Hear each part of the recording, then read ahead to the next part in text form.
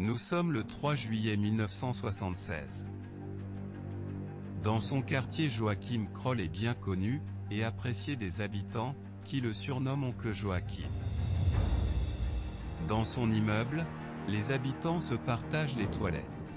Alors qu'un de ses voisins s'apprête à s'y rendre, Kroll lui lance « N'y allez pas! Elle ne fonctionne plus !» Quand le voisin lui demande pourquoi, il lui répond « Les canalisations sont bouchées par des entrailles ». Alors le voisin se penche pour constater par lui-même, et il découvre l'horreur. Notre histoire vraie commence ainsi.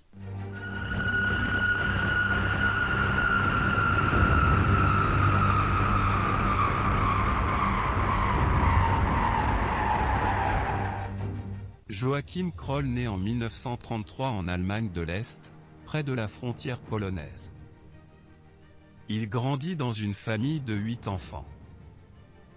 Très tôt, il souffre d'énurésie nocturne, c'est un enfant chétif, fragile et faible. Il ira à l'école que 5 ans, pas plus. Son éducation se fera essentiellement à la ferme, où il se met à tuer de petits animaux, qu'elle dissèque, et se couvre de ses entrailles. En 1947, sa famille et Kroll s'enfuient en Occident. Kroll, devenu un jeune adulte, petit de taille et des grosses lunettes, il a beaucoup de mal à aborder les femmes. En tant que jeune homme, Kroll a tenté d'avoir une relation amoureuse avec une femme, mais il se sentait mal à l'aise, sexuellement parlant, et il décrit sa seule rencontre comme un échec. En 1955, il a 22 ans, et il vit à Bottrop. Sa mère meurt le 21 janvier. 3 semaines plus tard, il commet son premier meurtre.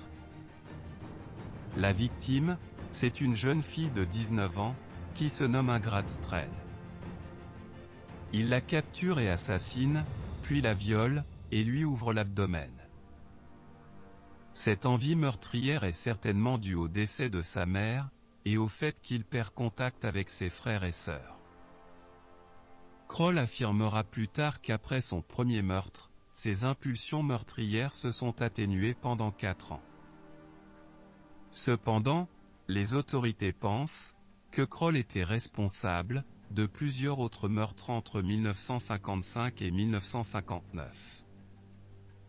Son prochain meurtre connu a eu lieu le 16 juin 1959, lorsque Clara Freda Tesmé, 24 ans, a été tuée dans le Rhin.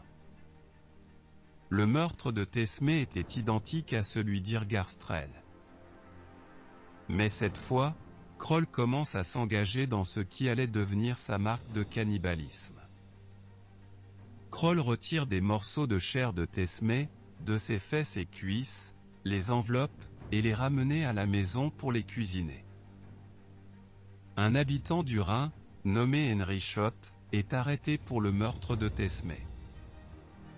Le pauvre homme se pend en prison, en attendant son procès.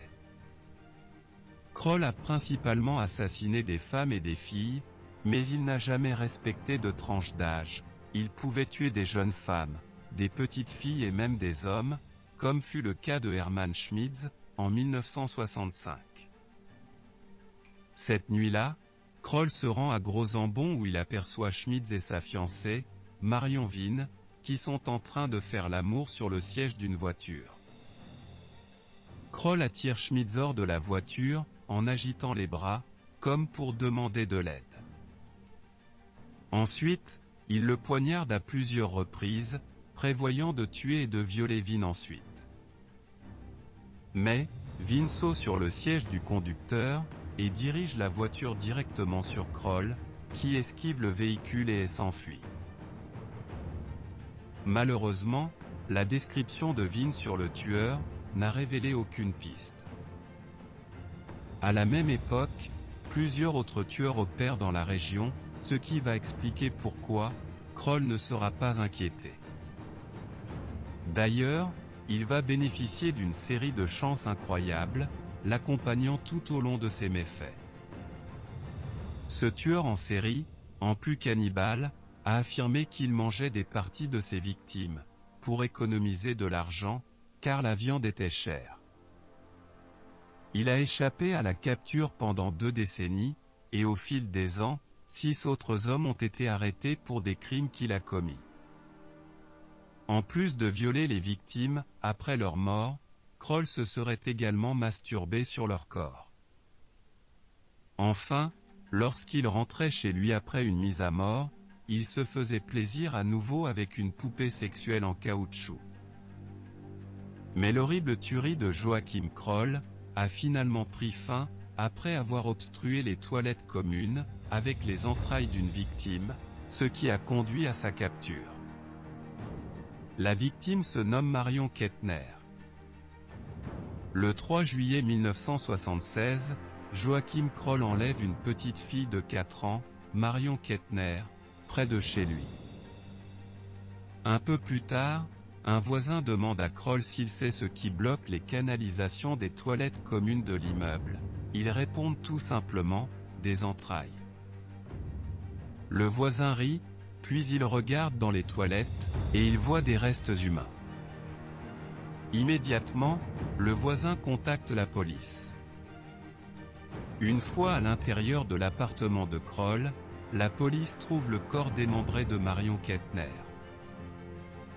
Des parties du corps sont dans le réfrigérateur et des entrailles bouchent la plomberie. Kroll est immédiatement arrêté. Il reconnaît le meurtre de Kettner, et donne à la police des détails sur 13 autres meurtres, dont les meurtres d'Irgar Strell, et de Clara Freda Tesme.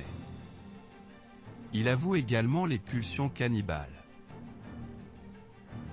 En prison, Kroll coopère avec la police, convaincu qu'il subirait une opération, qui guérirait ses pulsions meurtrières, et libéré.